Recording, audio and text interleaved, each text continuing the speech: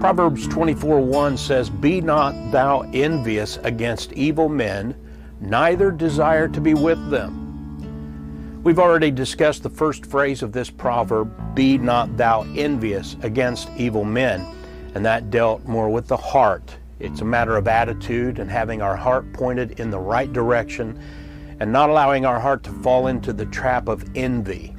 And then our proverb says, "Neither desire to be with them." And I believe this refers to the issue of pride and what might be called social status.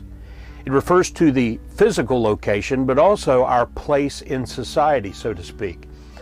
We're commanded in the New Testament in 2 Corinthians 6:17, "Wherefore come out from among them and be ye separate, saith the Lord, and touch not the unclean thing, and I will receive you." We are not to desire to be with them. We are to come out from among them. Sadly, since the 1970s, if not earlier, mainstream evangelical youth ministries ignored this proverb and the commandment in 2 Corinthians 6:17 and biblical wisdom in general, and taught the opposite. It was a thing called lifestyle evangelism. It downplayed the preaching of the gospel and told people to just live your life as a Christian ought to live, and then lost people will then approach you about why you're so happy and content. That then is supposed to give you the opportunity to tell them about Jesus and the gospel, or bring them to church, or set up a meeting with the pastor or other spiritual leader. That was the game plan anyway. I want to go on record, by the way, in case any of my family or childhood friends are listening to this. I didn't really hear this sort of thing emphasized by the pastors and teachers at the Baptist church I grew up in, but I did hear it among some of the other members and other kids at the church, while also hearing it when attending other church youth functions held by other churches or special events for youth. I also heard it when I was listening to other preachers, maybe on TV or radio, mostly radio, CCM artists, both as a kid and as a young adult, after I became a Christian. The result of this unbiblical approach to evangelism was something I saw with my own eyes, and I actually suffered bad results in my own life to a small degree.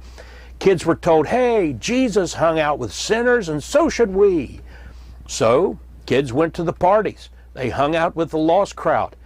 And I saw all but a small number fall in with the worldly crowd, not vice versa.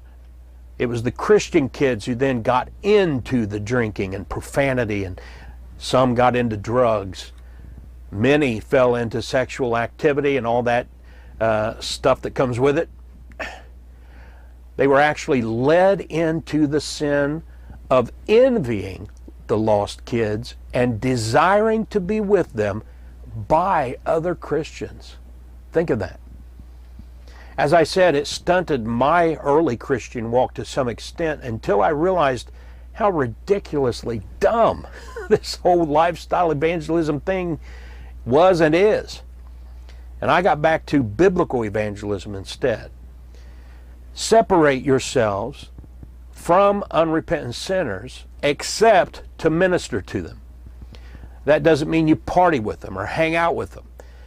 You know, you can go out for a cup of coffee or even go out to eat, or you can hang out for a few minutes or an hour or two on an occasion for the purpose of ministering to them, not to take part in their activities or parties and such. We are told neither desire to be with them.